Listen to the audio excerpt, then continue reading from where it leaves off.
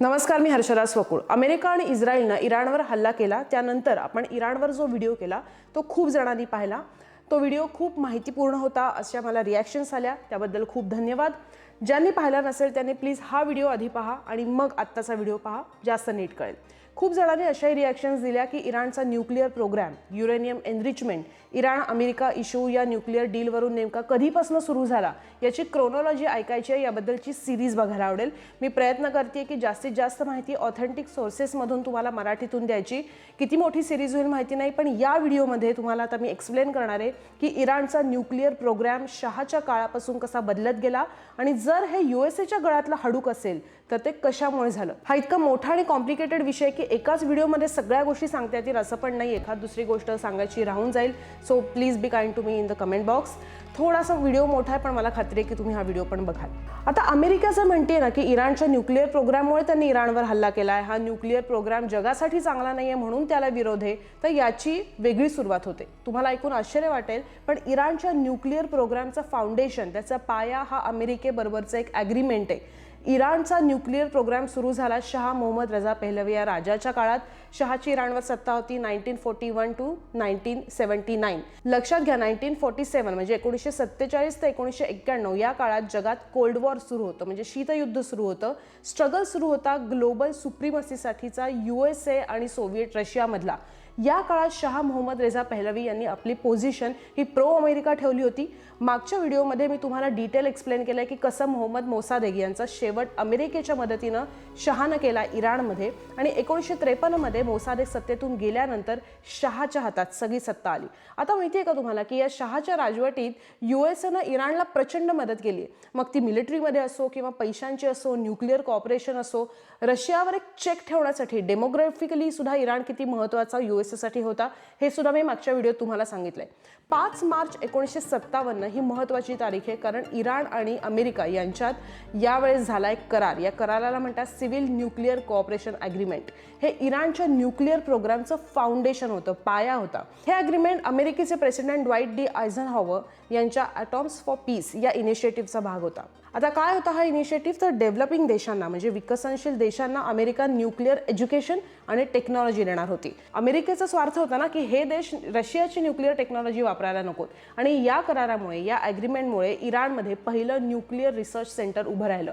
अमेरिकेनं इराणला युरेनियम रेंटवर भाड्यानं देण्याचं मान्य केलं, पण अट एकच होती की न्यूक्लिअर पॉवर ही शांततापूर्ण मार्गाने वापरायची, त्याचा वापर वेपन्स तयार करण्यासाठी करायचा नाही। आता अजून एक गोष्ट लक्षात घ्या, शहाच्या राजवटीत मॉडर्नायझेशन दिसत होतं पण ते फक्त दिसत होतं, खरंच होतं का? डोमेस्टिकली शहानी सिस्टीम पूर्णपणे ऑप्रेस केली होती, पूर्ण दाबून टाकली होती आणि दिवसागणिक इराणमध्ये शहा अनपॉप्युलर लीडर होत होता। पण याच काळात अमेरिकेच्या मदतीनं इराणचा न्यूक्लिअर प्रोग्राम सुद्धा वाढत होता। 1967 हे इराणमधलं एक गोल्डन इयर म्हणायला लागेल, कारण या वर्षात तेहरानमधलं जे न्यूक्लिअर स्टेशन होतं ते पूर्णपणे ऑपरेशनल झालं। इराणनं खऱ्या अर्थानं न्यूक्लिअर वर्ल्डमध्ये एंट्री घेतली, प्रवेश केला। पहिली अणुभट्टी म्हणजे न्यूक्लिअर रिॲक्टर फॅसिलिटी ही सुरू झाली। 5 megawatt thermal light water reactor होता हा। अमेरिकेनं या अणुभट्टीसाठी 5.5 kilo highly enriched 93% enriched U-235 म्हणजे U-235 हे युरेनियम दिलं होतं आणि सुरुवातीच्या प्रोसेससाठी 112 ग्रॅम प्लुटोनियम पण दिलं होतं। आता हे किती महत्त्वाचे आकडे आहेत, हे काय नेमकं अमेरिकेनं घबाड दिलं होतं इराणला, ही किती मोठी झेप होती, याची ग्रॅव्हिटी तुम्हाला नीट येण्यासाठी मी तुम्हाला आता काही टेक्निकॅलिटीज सांगते। थोडंसं डेव्हिएट होईल पण आपण परत आपल्या मेन पॉईंटला येऊयात। न्यूक्लिअर रिॲक्टर किंवा न्यूक्लिअर फिजन, युरेनियम एंगेजमेंट हे सगळं सोपं करून सांगण्याचा मी पटकन प्रयत्न करते। ज्यांना हे माहिती आहे त्यांनी व्हिडिओचा हा भाग स्किप करा आणि डायरेक्ट पॉलिटिकल टाईमलाईनला तुम्ही गेलात तरी चालेल। ज्यांना माहिती नाही त्यांच्यासाठी नंबर 1, अणुभट्टी म्हणजे अशी सिस्टीम जिथे अणूचं विभाजन म्हणजे न्यूक्लिअर फिजन कंट्रोल्ड पद्धतीने होतं। दुसरी गोष्ट, त्यातून एनर्जी क्रिएट केली जाते, ही एनर्जी नंतर वीज तयार करण्यासाठी वापरली जाते। 5 megawatt thermal light water reactor म्हणजे अशी अणुभट्टी जी साध्या पाण्याचा वापर करून न्यूक्लिअर फिजन म्हणजे अणु विभाजन कंट्रोल करते आणि उष्णतेच्या स्वरूपात 5 मेगावॉट ऊर्जा तयार करते। आता तुम्हाला सांगते युरेनियम बद्दल, खूप क्रुशियल पॉईंट आहे कारण पुढच्या प्रत्येक घडामोडीत युरेनियम एनरिचमेंट हा पॉईंट येणार आहे।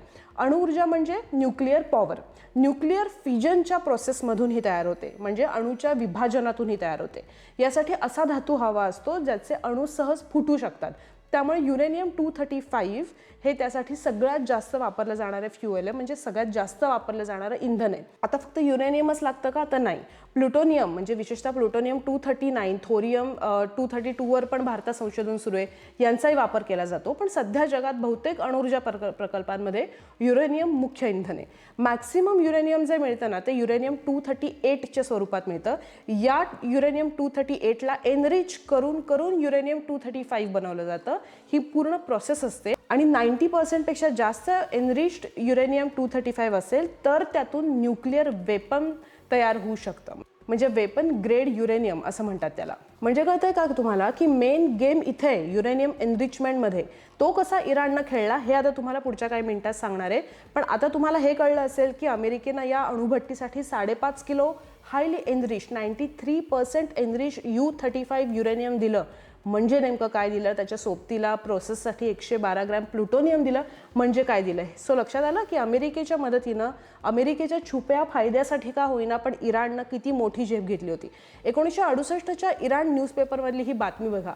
यात अनेक महिला सायंटिस्ट होत्या, पण प्रॉब्लेम तेव्हा यायला लागला जेव्हा शहाच्या ॲम्बिशन्स वाढल्या. कारण आतापर्यंत असंच ठरलं होतं की न्यूक्लिअर पॉवर फक्त एनर्जी सोर्सेससाठी वापरायची, न्यूक्लिअर वेपन तयार करण्यासाठी वापरायची नाही.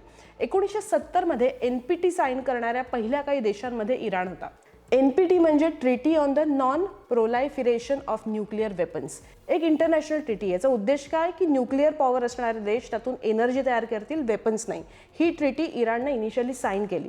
पण 1970 जसं पास झालं तसं सगळं बदलत गेलं इराणमध्ये. एक पॅरलल टाईमलाईन आयातुल्ला खोमेनींची पण यावेळेला सुरू होती, जी मी तुम्हाला आधीच्या व्हिडिओमध्ये एक्सप्लेन केली आहे. धार्मिक भाषणं सुरू होती इराकमधनं त्यांची. इराणियन्सचा खूप मोठा सपोर्ट त्यांना होता. अमेरिका विरोध वाढला होता. 1972मध्ये अमेरिकन प्रेसिडेंट रिचर्ड निक्सन हे इराणला आले. शहांना म्हटले की मिडल ईस्टमध्ये USAचे सिक्युरिटी इंटरेस्ट जपण्यासाठी मदत करा. कशी? तर रशियाला इराकच्या रिलेशन्सना विरोध करून. इन रिटर्न काय मिळणार होतं इराणला? हवी तेवढी वेपन्स. पण लक्षात घ्या, याच काळामध्ये अरब इस्रायल वॉर सुरू झालं. अरबांनी US ला तेल देणं थांबवलं होतं. हे पण मी इस्रायलबद्दलच्या एका व्हिडिओमध्ये एक्सप्लेन केलं हे वॉर काय आहे. या काळात US ला इराणशिवाय दुसरं कोण होतं? मग अक्षरशः ब्लँक चेक द्यावा असं दिल्यासारखं वेपन्स ही USAनं शहांना प्रॉमिस केली. 1974मध्ये शहानं सुरू केलं atomic energy organization of Iran. ही होती सरकारी अणुऊर्जा संस्था. पुढच्या 20 वर्षात देशभर न्यूक्लिअर पॉवर प्लांट्स उभे करून 23,000 मेगावॉट वीज तयार करायची अशी मोठी घोषणा शहांनी यावेळेला केली. त्यासाठी त्यांनी वेस्टर्न कंपन्यांबरोबर तुफान करार केले. म्हणजे कळतंय का, एक फुल फ्लेज प्लॅन होता शहाचा की फक्त न्यूक्लिअर प्लांट्स नाही तयार करायचे, तर त्यासाठी लागणारं युरेनियम मायनिंग ते इंधन तयार करण्यापर्यंत अशी एक फुल डोमेस्टिक न्यूक्लिअर फ्युएल सायकल तयार करायची. आणि यासाठी इस्फहान इथे न्यूक्लिअर टेक्नॉलॉजी सेंटर सुद्धा सुरू करण्यात आलं. म्हणजे आता इराण न्यूक्लिअर पॉवर बनण्याच्या दिशेनं एक पाऊल इथपर्यंत इराणनी टाकलं होतं. पण ऑलमोस्ट सगळं बदललं 1979मध्ये जेव्हा इराणमध्ये थिओक्रसी आली, धर्माची सत्ता आली, इस्लामिक रिव्होल्युशन झालं. शहाला इराण सोडायला लागला. ट्रीटमेंटच्या नावाखाली शहा गेला अमेरिकेत. अमेरिका गाठली. वर्षभरात त्यांचं तिथं निधन झालं. इकडे आयतुल्ला खोमेनी सत्तेवर आले. खोमेनींचं म्हणणं होतं की ही जी न्यूक्लिअर टेक्नॉलॉजी वगैरे हे सगळं वेस्टर्न इन्फ्लुएन्स आहे, त्याची काही इराणला गरज नाही आहे. त्यामुळे अनेक न्यूक्लिअर प्रोजेक्ट्स खोमेनींनी बंद केले आल्या. पण इराक आणि इराण युद्ध झाल्यानंतर खोमेनींचे विचार या बाबतीतले बदलले. कारण इराकनं इराणच्या बुशेहर इथल्या अणुभट्टीला टार्गेट केलं आणि आता खोमेनींना कळलं होतं की अणुप्रकल्प ही काळाची गरज आहे आणि त्यांनी तो पुन्हा सुरू केला. साईड नोट म्हणून सांगते, अमेरिका यावेळेला शत्रूचा मित्र झाली होती. म्हणजे या वॉरमध्ये, इराक इराण वॉरमध्ये इराकच्या पाठीशी अमेरिका होती. अमेरिकेला इराणच्या न्यूक्लिअर फॅसिलिटीज कुठे आहेत हे माहिती होतं, कारण त्या उभारायला अमेरिकेनेच एकेकाळी मदत केली होती. याचा फायदा इराकला होणार होता. सो मिडल ईस्टमधले अमेरिकेचे अलायन्सेस हा एक मोठा कॉम्प्लिकेटेड आणि केऑटिक विषय. इन अ नटशेल, तेलावर जिथे नियंत्रण हवं असेल तो देश आपला मित्र. त्या मित्राच्या अम्बिशन्स जर अमेरिकेच्या अम्बिशन्सपेक्षा जास्त वाढला तर त्या मित्राला संपून टाकायचं. हे अमेरिकेचं यूज अँड थ्रोचं धोरण मिडल ईस्टमध्ये नेहमीच राहिलेलं आहे. कारण अमेरिका सपोर्ट करत होती तो सद्दाम हुसेन, ज्याला अमेरिकेनंच नंतर वेपन्स ऑफ मास डिस्ट्रक्शन आहेत असं खोटं कारण देऊन मारून टाकलं. अमेरिकेनं हे 2005मध्ये मान्य पण केलं की सद्दाम हुसेनकडे मास डिस्ट्रक्शन वेपन्स आहेत म्हणून त्याला मी ताब्यात घेतलं. पण असं काहीही नव्हतं त्याच्याकडे. सांगायचा मुद्दा, अशा सद्दाम हुसेनला मोठं केलं अमेरिकेनंच 80s मध्ये. Back to our points. आता आपण 1991 ते 2000 या काळात आलो. या काळामध्ये इराणनं त्यांचा न्यूक्लिअर प्रोग्राम 2 ट्रॅक्सवर पॅरलली वाढवला. एक होता ओपनली आणि दुसरा होता सिक्रेटली. ओपनली इराणनं रशिया आणि चीनची मदत घेतली न्यूक्लिअर इन्फ्रास्ट्रक्चर वाढवायला. जर्मन कंपनीचा अर्धवट राहिलेला बुशेहरमधला रिॲक्टर प्रोजेक्ट रशियानं पूर्ण केला. पण चीननं इराणला न्यूक्लिअर रिसर्चसाठी मदत केली आणि युरेनियम मायनिंगसाठी एक्सपर्टाईज दिलं. पण पॅरलली इराण युरेनियम एनरिचमेंटसाठी सिक्रेटली खूप मोठं काम करत होता असे रिपोर्ट्स यायला लागले किंवा असे रिपोर्ट्स अजूनही आहेत. 2021 पर्यंत इराणनं जवळपास 60% एनरिचमेंट लेवल गाठली होती अशा बातम्या. एक पॉईंट लक्षात घ्या ना की तेलाच्या बाबतीत इराक, इराण, सौदी अरेबिया अख्ख्या जगाला कंट्रोल करतं. पण जगातले न्यूक्लिअर वॉर हेड्स असलेले देश कोणते? तर हे तेल समृद्ध देश नाही आहेत ते. USA, Russia, China, France, UK, India, Pakistan, north Korea हे देश आहेत. हे तेल समृद्ध देश या यादीत असणार पण नाहीत. त्यांना कोणी येऊन पण देणार नाही आणि म्हणूनच इराणचा हा न्यूक्लिअर वेपनचा प्रयत्न जगातनं हाणून पाडला जातोय. इस्रायलकडे न्यूक्लिअर वेपन्स आहेत असे रिपोर्ट्स आहेत. इस्रायलने या बाबतीत कधीच क्लॅरिटी दिली नाहीये. पण जोपर्यंत इस्रायलकडे न्यूक्लिअर वेपन्स आहेत तोपर्यंत अमेरिका मिडल ईस्टवर कंट्रोल मिळू शकते. ही सुद्धा जिओपॉलिटिकल फॅक्ट आहे. त्यामुळे चीन आणि रशियाला इराणनं न्यूक्लिअर वेपन्स तयार करावेत यासाठी पावलं टाकलेली हवीच आहेत. न्यूक्लिअर डेटरन्सबद्दल सुद्धा तुम्ही ऐकलं असेल. जर न्यूक्लिअर पॉवर असलेले 2 देश एकत्र समोरासमोर आले, एकमेकांच्या समोरासमोर आले, तर त्यांच्यात कधीच युद्ध जग घडवून आणू शकत नाही, कारण दोन्ही देशांकडे न्यूक्लिअर पॉवर आहे.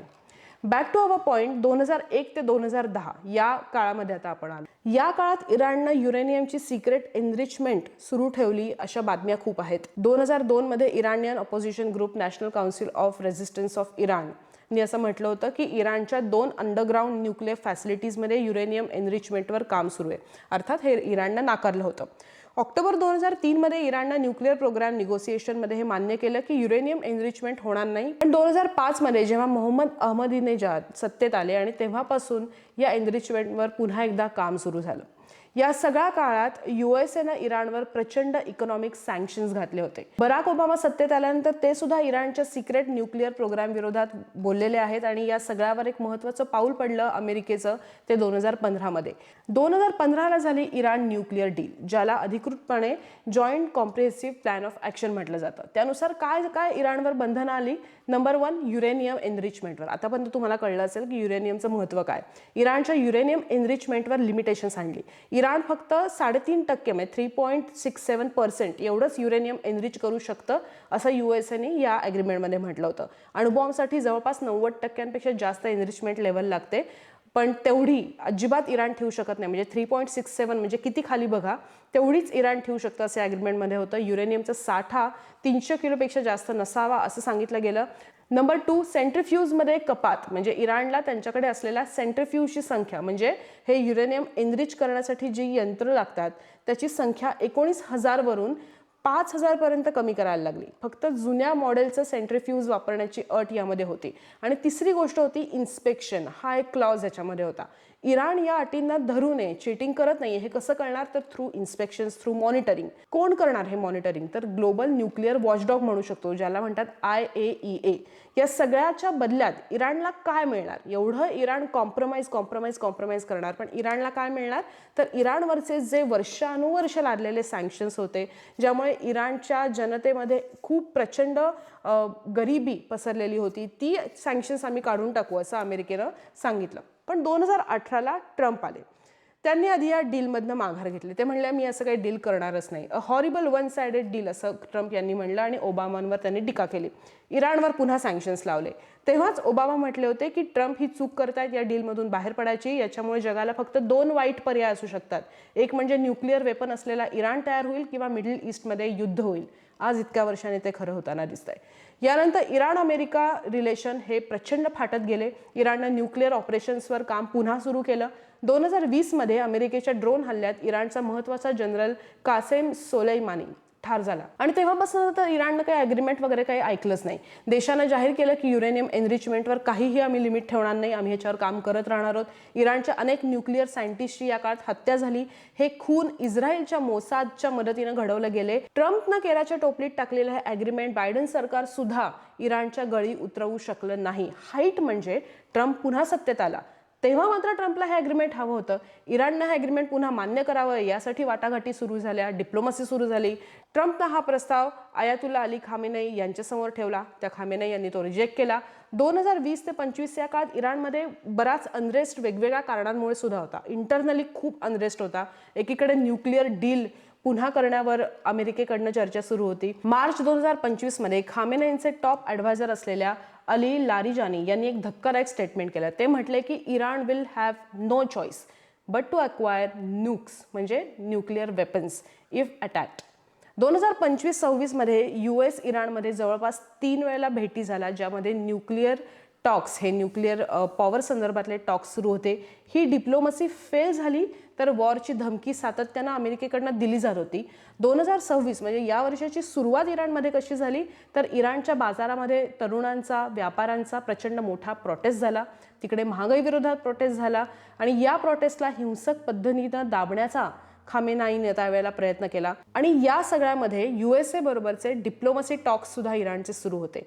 ओमानमध्ये हे टॉक्स सुरू होते आणि ओमानचे फॉरेन मिनिस्टर बद्र बिन अहमद अल्बुसैदी त्यांनी लिटरली 28 फेब्रुवारीला असं स्टेटमेंट केलं होतं की deal is within our reach. आणि त्याच रात्री USA आणि इस्रायलकडनं इराणवर हल्ला सुरू झाला. आता हा हल्ला सुरू झाल्यापासून मागच्या 3 दिवसात काय होतंय हे आजच्या घडीला तुमच्या समोर आहे. आता इराण खरंच सिक्रेटली न्यूक्लिअर वेपन बनवण्याच्या दिशेनं पावलं टाकत होता का? जर टाकत होता तर त्याच्यावर चेक ठेवण्याची जबाबदारी अमेरिकेची कशी काय? असे अनेक प्रश्न आता विचारले जात आहेत. लक्षात घ्या, इराणचे जे इस्लामिक रिव्होल्युशन गार्ड कॉर्प्स आहेत IRGC, जे मी आधीच्या व्हिडिओमध्ये एक्सप्लेन केलं आहे, त्याचे जे जनरल आहेत इब्राहिम जाब्बारी, त्यांचं एक स्टेटमेंट आता समोर आलं आहे. ते म्हणतात की worst is yet to come, saying the country will soon unveil weapons you have never seen before. आधी कधीही बघितली नाहीत अशी वेपन्स आता जग बघेल. इराणचा आत्ताचा हा न्यूक्लिअर वेपन बनवण्यासाठीचा इतिहास आता तुम्हाला कळलेला आहे. काय वर्स्ट असू शकतं असं तुम्हाला वाटतं? हा व्हिडिओ संपूर्ण पाहिल्याबद्दल खूप धन्यवाद. पुढच्या व्हिडिओमध्ये तुम्हाला इराणबद्दल आणखीन काय गोष्टी माहिती करून घ्यायला आवडतील हे पण कमेंट बॉक्समध्ये सांगा. हा व्हिडिओ जास्तीत जास्त शेअर करा आणि प्लीज आपलं चॅनलही सबस्क्राईब करा, म्हणजे आपला व्हिडिओ पुढचा आल्या तुम्हाला नोटिफिकेशनही येईल. धन्यवाद.